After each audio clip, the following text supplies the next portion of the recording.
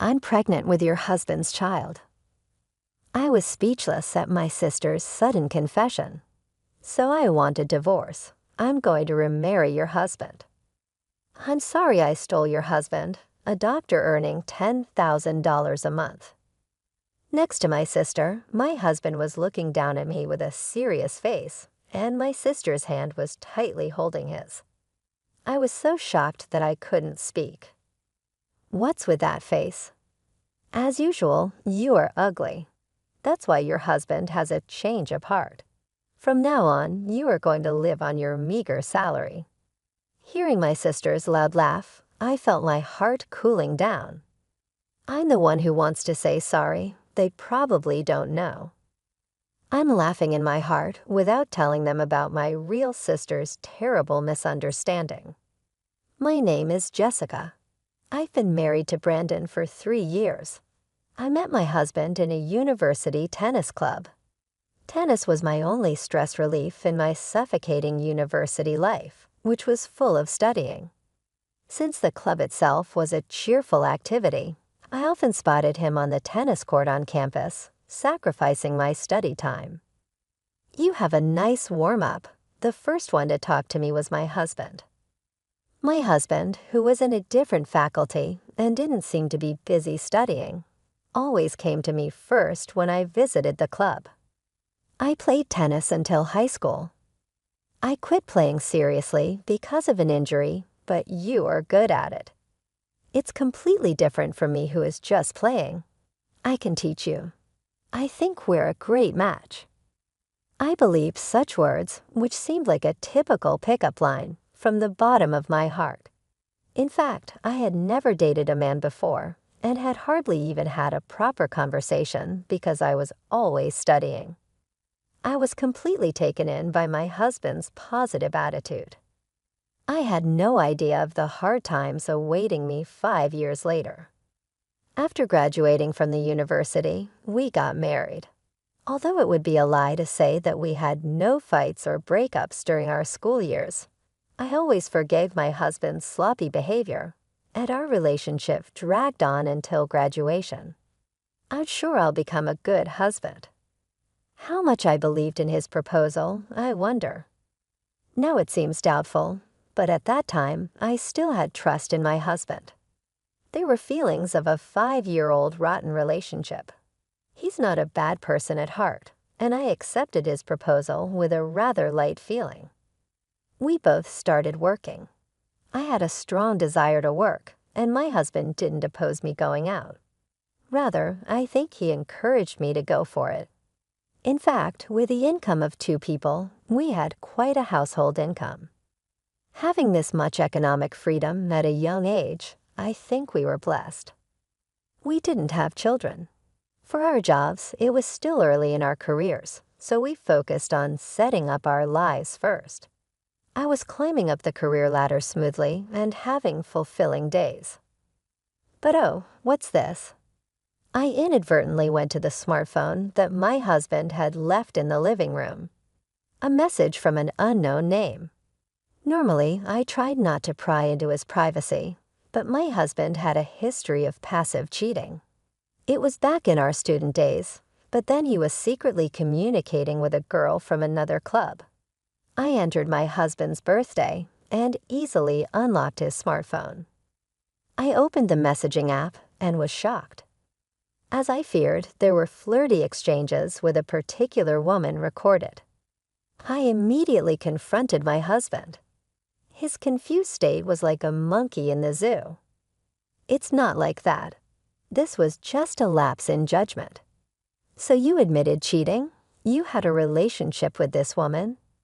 Well, let's make love at our usual hotel. Kisses.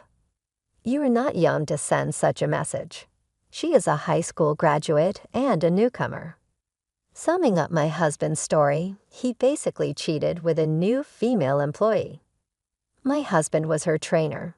It's a common story, but I wonder what kind of education he was giving her. I'm really sorry. I swear I won't make such a mistake again. In the end, I forgave my groveling husband.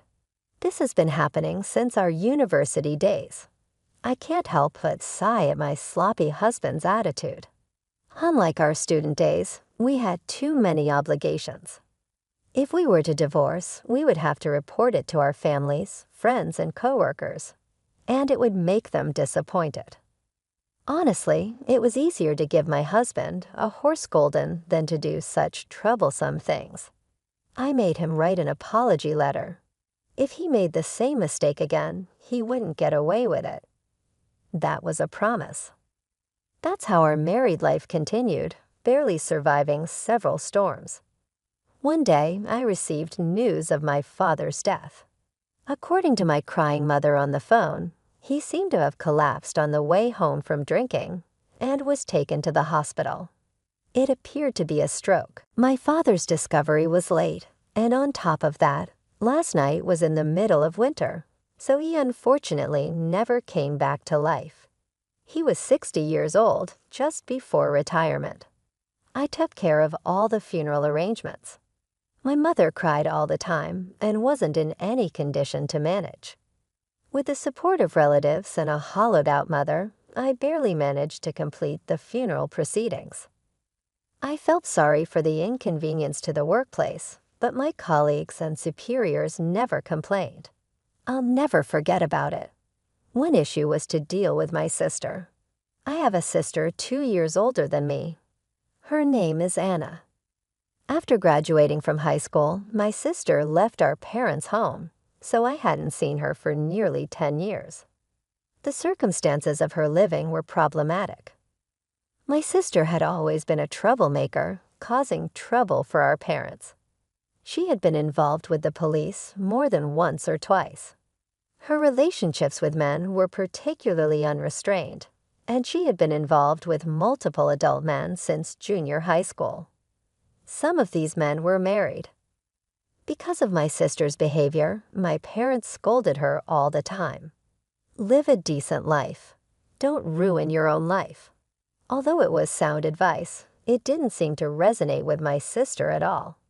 Finally, it was discovered that she had secretly given money from our house to a male host, which led to a huge fight with both of our parents, especially our father. "Get out," he said. It's not surprising that my father declared this inheritance. I don't even think of you as my daughter anymore. In response to his words, my sister also retorted and stormed out of the house. "He will want to come back to such a poor and gloomy house," as she said. My sister never showed her face to us again until my father passed away. Even though I had to inform her of our father's death, her cell phone number was still the same. So I had to send her a short message informing her of our father's death on the same day. My mom said there's no need for that, I explained. My mom was angry, but I couldn't ignore my sister. There was no contact from my sister until just before the funeral. If she doesn't come, it's fine then, I thought. Just when I was thinking that, my sister finally showed up at the post-cremation meal where we were breaking our fast after mourning.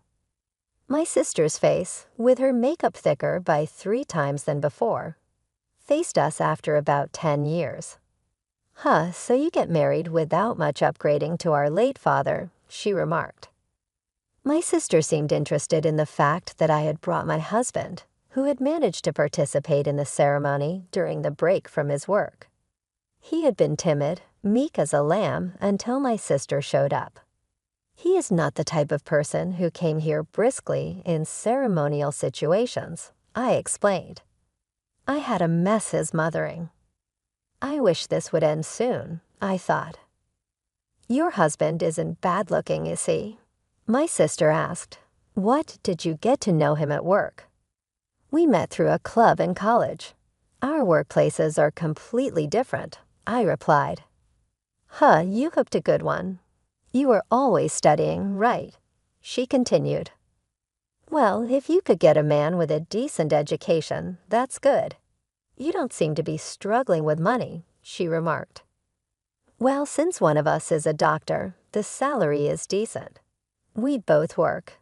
But more importantly, you should properly greet our father," I suggested. Huh, a doctor, my sister mused, her eyes seeming to plot something.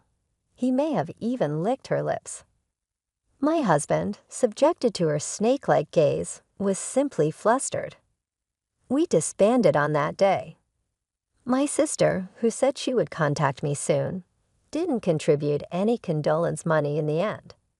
I had no intention of following up on my mother's lament, and fill your child things started to get strange after about 6 months. Although the sadness of losing my father had not yet healed, I had almost completely forgotten about the days of the funeral and my sister. On the other hand, it seems that my sister remembered it well about my husband, Brandon. After work, I saw a familiar figure near the station. The navy suit was the one I had just cleaned for yesterday. What surprised me was the sight of the woman next to him. They were holding hands, looking friendly. Again, my husband's bad habits. As the flames of anger flared up, I realized my husband's crime was not just that. This time I was taken aback more than angry. Next to my husband, flowering her mini skirt, was my sister, Hannah, holding my husband's hand. My husband cheating with my own sister. I blurted out involuntarily, then decided to follow them. If this is truly an affair, I will not forgive my husband this time. I've been tormented by my husband's womanizing many times, but if it's with my own sister, it's beyond a joke. Moreover, the occasion where they met face to face was at my dad's funeral. I'll definitely catch them in the act.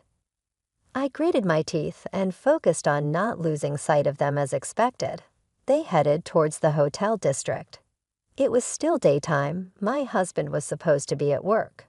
I wonder what kind of excuse he used to leave the office. They walked past numerous hotels, glued even closer together. At one of the hotels where they finally stopped, they started kissing. Disgusting. This is the first time I have witnessed my husband's infidelity. Then they went into the hotel in front of them. I called my husband's smartphone after learning the two of them were off the hook for a while, holding back my nausea. After an irritating wait, my husband finally picked up the phone. What is it? I'm working.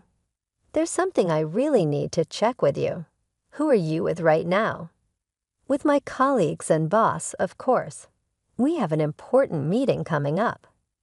Oh, so you have important meetings at the Love Hotel Jewelry Resort. Quite a flippant name, isn't it?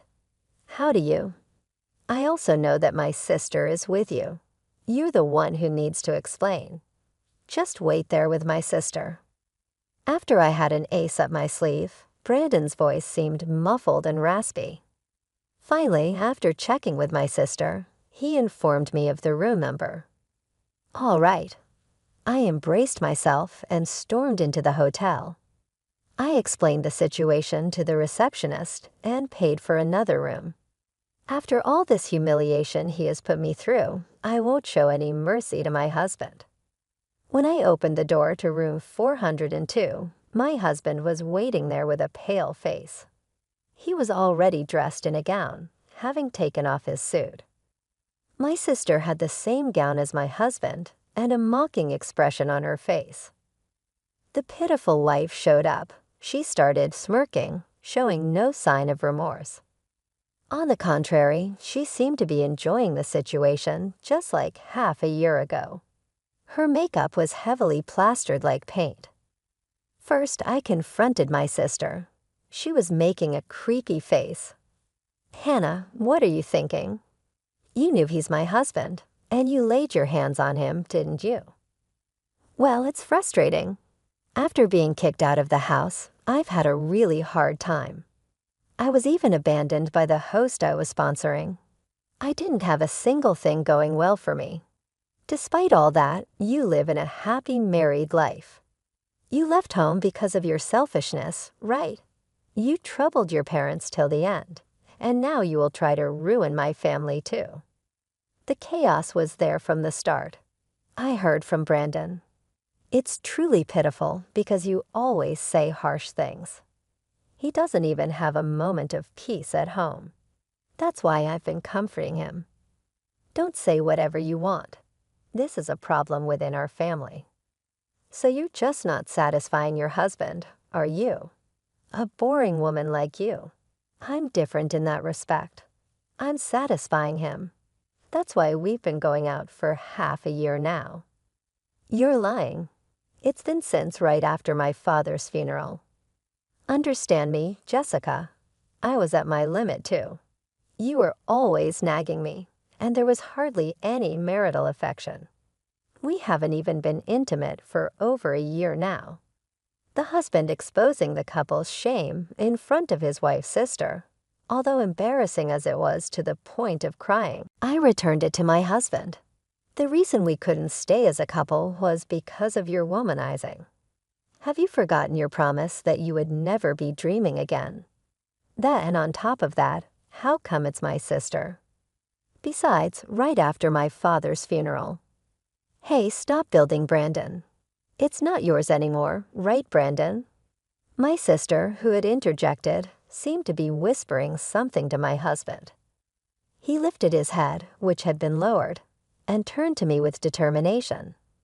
Now I was the one taken aback. Jessica, please divorce me. We're having a baby. What? You heard it. I'm pregnant. Now, of course, the father is Brandon.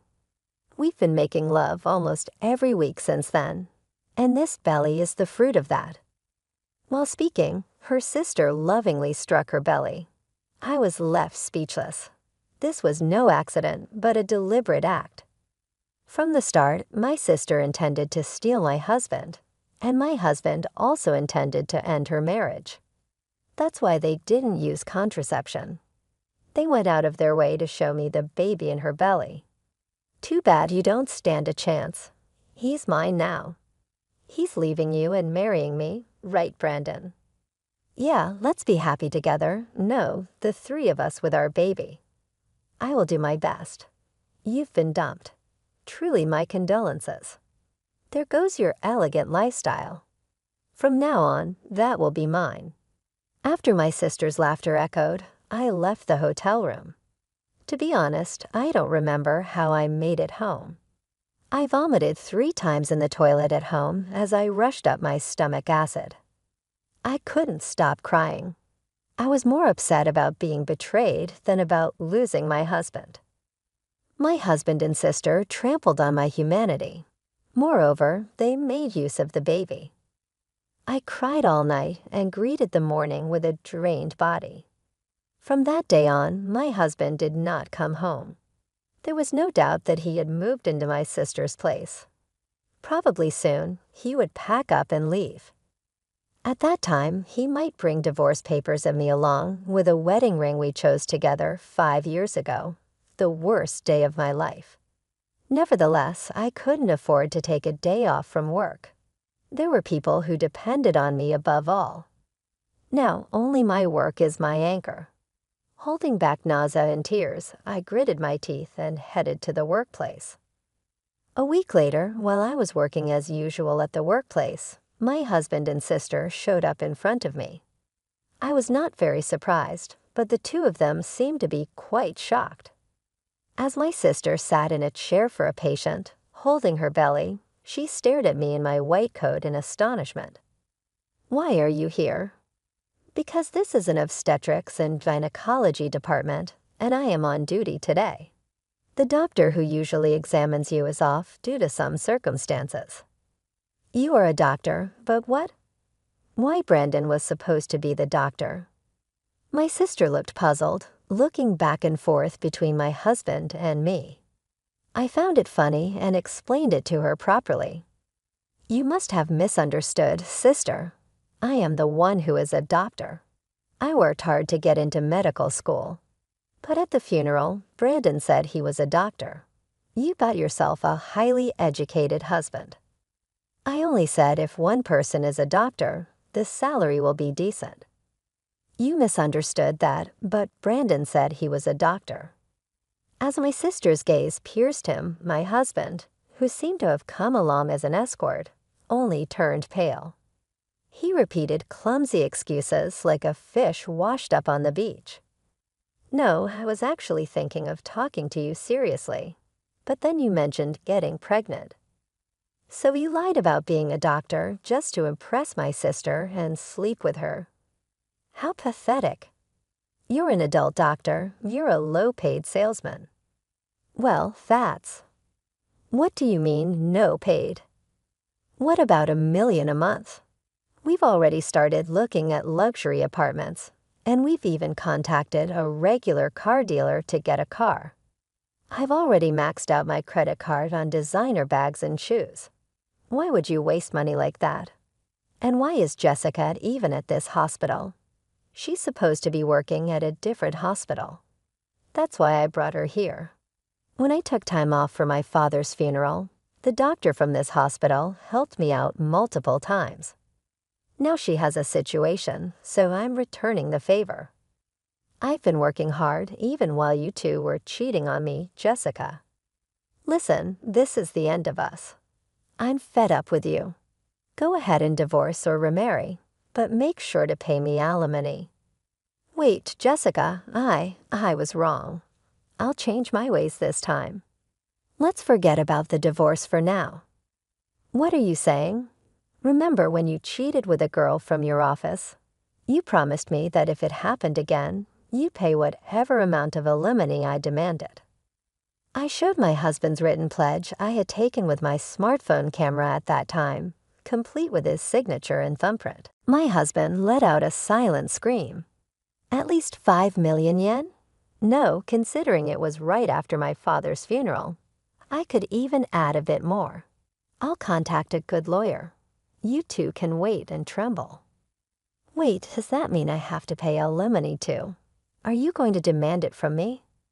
Of course, that's what it means to steal your sister's husband. Don't worry, I'll give you a grace period until the baby is born. That's my moral obligation as an obstetrician. But instead, make sure you paid up after the baby is born. I'll have you give up all your designer bags and shoes, and I'll add the funeral offering for my father. You apologize on your knees in front of his grave. I glared at my sister and walked away, started the regular examination. As soon as I instructed her to get on the bed, my sister fled the examination room. Perhaps she was afraid of me wearing rubber gloves. My husband remained, seemed to want to say something, but he meekly retreated under the cold stares of the nurses. Thinking that I wouldn't have to see my husband's face anymore, I felt truly liberated. And then another half a year later, it seems that my sister had a baby safely at a different obstetrics and gynecology clinic. Regardless of what my sister has done, the newborn baby is innocent. Knowing it was a healthy baby girl, I had relieved deep down. But as for my sister herself, it's a different story. I don't feel a shred of pity for her. As I declared after the baby was born, I sent my sister a letter demanding alimony. The total is 5.3 million yen. Of course, 300,000 yen is for the condolence money for my father's funeral. I plan to deliver it to my mother.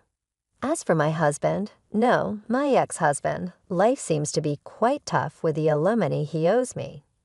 His workplace also, due to the rumors of his affair, he had no choice but to resign. It seems difficult for him to get rehired as a full-time employee.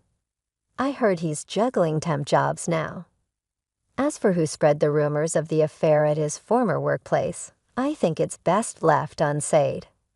Furthermore, through the grapevine, I heard he hasn't gotten over his womanizing ways. He seems to be injuring my sister by hitting on any woman close at hand. At this rate, they seem like a suitable couple, and I feel truly refreshed being able to break up with my ex-husband. Now I'm dedicating myself to my work as an obstetrician. Today, 2 mothers-to-be with big bellies are waiting for my help.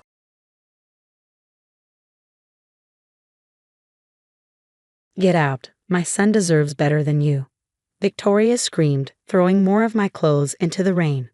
I stood on the driveway, watching as she ruined my things, a cruel smile on her face. The silk blouse James gave me for our anniversary landed in a muddy puddle. My name is Emma, and at 34, I was watching my mother-in-law of 8 years destroy my life. What she didn't know was that the security cameras I had installed a month ago were recording everything. "You're just a gold digger," she shouted over the storm. James finally sees the truth. She came out again, this time holding my jewelry box. My heart sank. My late mother's wedding ring was in there. "Victoria, please," I said calmly. "Let me pack my things." She laughed loudly. "Pack? You should crawl away with nothing, just like when you came here." Lightning lit up the sky as Victoria stood in the doorway of the home I'd lived in for years. Behind her, I saw James in his study, pretending not to see what was happening. Looking back, I should have seen this coming. Victoria had always disliked me. Lately, James had been distant too. Late nights at work. Secret phone calls. But I'd been focused on my job as a child psychologist, believing our marriage was strong. I was wrong. "Why are you doing this?" I asked if I already knew. Victoria never thought I was good enough. Now it looked like she had finally turned James against me. "Don't act innocent," she snapped, throwing my jewelry box to the ground. It popped open, and the contents spilled into the mud. I stepped forward to get my mother's ring. But then she said something that froze me. "James already signed the divorce papers. You get nothing, no money, no house, nothing," she said, almost gleefully. "You should have signed that prenup." The prenup. The one she pushed before the wedding. The one James said I didn't need to sign. The one that somehow reappeared last month, already signed with my name. I looked up at the tiny red light of the hidden camera by the porch. A month ago, things had started feeling off. That's when I installed the cameras, with sound recording too. What they captured was enough to change everything. "You're right," I said quietly. "I should leave." She looked surprised. She wanted a fight, tears, begging. Instead, I calmly picked up my mom's ring, wiped it off, and slid it onto my finger. "That's it?" she asked, suspicious. "You're just going to walk away?" I looked up at the house one last time. "Yes, Victoria, I'm leaving, but we'll talk again soon." She slammed the door behind me as I walked to my car. Thunder rumbled as I drove away, leaving my things behind in the rain. What she didn't know was that I wasn't just walking away. I was getting ready to fight back. The cameras had recorded everything. Her sneaky late-night visits. Her telling the housekeeper how to get into my computer. The man who forged my signature on the prenup. Most importantly, they recorded her talking about the divorce papers, papers I hadn't even seen. But now I had proof they were fake. I drove through the rain to the small apartment I secretly rented last week after seeing the first batch of footage. Once inside, I opened my laptop and connected to the security system. The cameras were still running. On the screen, I saw Victoria smiling as she made a phone call. "It's done," she said. She fell for it. Once James announces his engagement to Sophia next week, she can't do anything. Sophia, the secretary Victoria had personally hired 3 months ago. Now, the puzzle pieces were coming together. I picked up my phone and called a number I'd saved weeks ago. "Diana, it's Emma. I think it's time we had that meeting." "Yes, I have the proof. Everything you suspected about Victoria and the company money. I can show it all." Diana, one of the senior partners at James's firm, had approached me last month. She thought someone was stealing from the company but had no evidence. Now we had plenty. I ended the call and looked at my reflection in the window. I didn't see a broken woman. I saw someone ready to fight back. Victoria thought she won. She thought she got rid of the daughter-in-law she hated. But she had no idea that her little performance tonight had just started her downfall. I started downloading the security footage. It was time to show the world who Victoria Bennett really was. The next morning, I met Diana at a small cafe, far from the office. Her face was serious as she watched the security footage on my laptop. One video showed Victoria sneaking into my home office late at night with Sophia, guiding her through my files. "She's been planning this for months," Diana said, pausing the video. "She used your login to steal private client information. She's even changed company records." She shook her head, shocked. "And there's more," I said, clicking on another video. In it, Victoria was in my kitchen at 3 a.m. with a man, practicing my signature. She faked my name on a bunch of documents. One of them is the prenup. Diana frowned. "A prenup that suddenly shows up 8 years into the marriage? That's not legal. I nodded, sipping my cold coffee. She told James I signed it before our wedding, said it had just been lost all this time. And of course, he believed her. He always believes her. The footage showed Victoria running what looked like a secret business operation, right from my house. Every clip was clear, with time and date stamps, thanks to the security system I'd set up. What made you put up cameras? Diana asked, still watching. 6 weeks ago, I noticed changes in some client files I've been working on. I said, small things, but I always double-check everything. Then I found out my passwords had been changed. Diana nodded. That's when we saw strange things in the company's finances too. Exactly, I said. Then Victoria started coming by when James was out, pretending to bring food or check on me. But she'd always hang around my office, trying to see what I was doing. The cafe was getting busy with lunch customers. Diana closed my laptop and leaned in. Emma, this isn't just family drama anymore. This is serious. Fraud, identity theft, forgery. I know, I said softly, and I think it goes deeper. She's been pushing James to become CEO ever since you said you were retiring. Now it all makes sense. Diana's face turned cold. They want him in charge before anyone finds the missing money. With Sophia by his side, they could hide everything, I said. Unless we stop them first. Diana stood up, grabbing her bag. Give me 24 hours to get the legal team ready. Don't let Victoria know anything. Let her think she's already won. Just then, my phone buzzed. A text from James. We need to talk about you picking up your things. I showed Diana. She gave a grim smile. Perfect. Keep playing along. Let them think you're heartbroken and helpless. I typed out a shaky message. Please, can we work this out? I still love you. Good, Diana said, reading it. Overconfident people make mistakes. After she left, I sat in a cafe a while longer, watching happy families and couples around me. 8 years of marriage gone just like that. Or maybe it had been falling apart for a long time, and I just hadn't wanted to see it. Another message buzzed on my phone, this one from Victoria. Don't bother trying to contact James. He's busy planning his future with someone worthy of the Bennett name. I could almost hear her smug voice in those words. But she had no idea. I was planning too. Back at my temporary apartment, I spent the afternoon going through more footage. Something about Victoria's late-night visits didn't sit right with me. I watched closely, again and again. Then I saw it. In one video, Victoria showed her secret visitor some papers. The camera caught our reflection in the kitchen window. A logo, one I recognized. It belonged to one of our biggest business competitors. My hands shook as I zoomed in. This wasn't just about stealing from the company or breaking up my marriage. Victoria was selling company secrets. I grabbed my phone and called Diana. I found something else, I said quickly. It's worse than we thought. She told me to meet her in an hour. Be careful, Emma. If Victoria finds out what you know. I looked around my apartment, suddenly uneasy. I will. See you soon. Just before I left, another text came through from James. I'm sorry it had to end this way. Mother says you'll get the papers tomorrow. Please don't make this difficult. I stared at it for a moment. I felt angry, sad, but more than anything, I felt ready. Oh, James, I whispered. I'm not going to make this difficult. I'm going to make it impossible. I grabbed my keys and walked out the door. It was time for the Bennetts to see exactly who they were dealing with. The next morning, everything changed. I sat in Diana's office alongside her legal team, watching as Victoria and James were escorted in by security. Victoria's usual confident smirk faltered when she saw me. What is she doing here? Victoria demanded, her voice sharp. James, we should leave.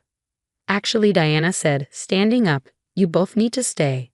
Emma has something interesting to show you. I connected my laptop to the conference room screen. Victoria's face drained of color as the first video began playing.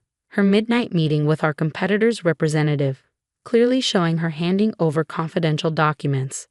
Turn that off, she shrieked, but James held up his hand, his eyes glued to the screen. Mother, he whispered, what did you do? More clips played. Victoria forging my signature, coaching Sophia on accessing secure files, bragging about framing me for corporate espionage. Each video was damning, each timestamp irrefutable. It's all fake, Victoria protested weakly. She's trying to destroy our family. Like you destroyed our marriage? I asked quietly, Or how about the $2 million you embezzled through fake accounts in my name? James sank into a chair, his face ashen. The prenup, the missing funds, it was all you? Diana stepped forward. We've already contacted the authorities. They're very interested in these recordings, especially the parts about selling corporate secrets. Victoria's composure cracked completely. James, you can't let them do this. I did it all for you, for your future. But James wasn't looking at his mother anymore. He was looking at me, really seeing me perhaps for the first time in years. Emma, he started, but I cut him off.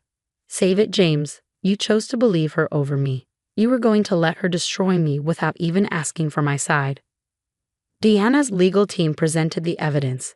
Documented fraud, corporate espionage, forged signatures. Victoria's scheme unraveled spectacularly in that conference room.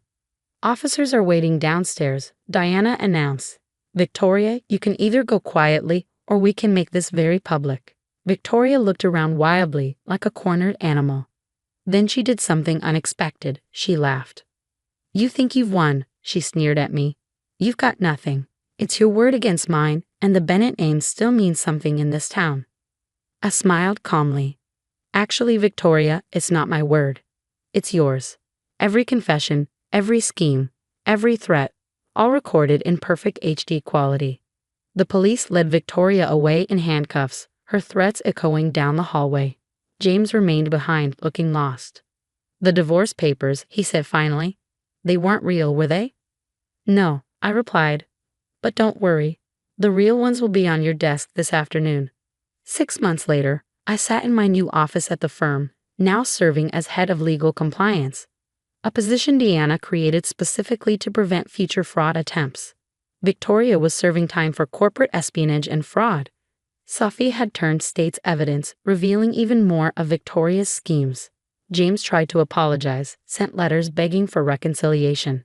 But some betrayals can't be undone. The divorce was finalized quietly, and with Diana's help, I received a fair settlement. My security cameras had caught one final scene the night Victoria threw me out. Her confession to James about their plans, his weak protests, his ultimate surrender to her demands. It helped me understand that I hadn't just lost a husband. I'd never really had one. He'd always belonged to Victoria first. Ready for the board meeting? Diana asked, poking her head into my office. I gathered my files and smiled. Ready. As we walked to the conference room, I caught my reflection in a window. The woman looking back wasn't a victim or a pushover. She was a survivor who turned the tables on those who tried to destroy her. Victoria thought she could take everything from me that night in the rain. Instead, she lost everything herself. Sometimes the best revenge isn't about getting even. It's about getting stronger. The security cameras didn't just save my reputation. They showed me who I really was. And that woman, she was just getting started.